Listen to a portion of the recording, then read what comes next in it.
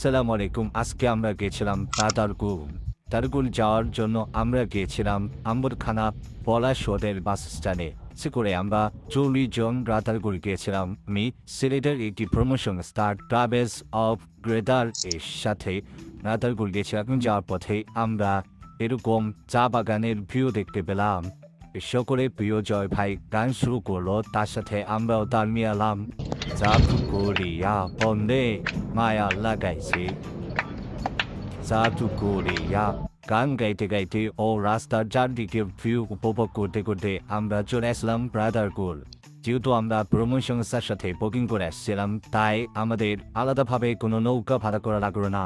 আমরা 7 জন করে নৌকা উঠে পড়লাম। আমাদের মাঝি নৌকা চালাতে শুরু করলো।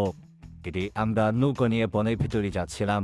বনের গভীরে গিয়ে আমরা দেখতে পেলাম রাতারগুলের আসল সৌন্দর্য। রাতারগুলকে সিলেটে সুন্দরবন বলা হয়। 73 সাল থেকে বাংলাদেশ বন বিভাগ রাতারগুলকে সংরক্ষিত এলাকা হিসেবে ঘোষণা করে। এর গরমে রাতারগুলের পানির ভেতরে এইভাবে হাত ভিজিয়ে রাখতে আমার বেশ ভালোই লাগছিল। অনেকক্ষণ রাতারগুলের ভিউ উপভোগ করার পর আমরা সকলে মিলে গান ধরলাম। বসুন্তকালে তোমায় বলতে পারি, তুমি মন্দ কালা পাখি, আমি যেন কি। বসন্তকালে তোমায় বলতে পারিনি।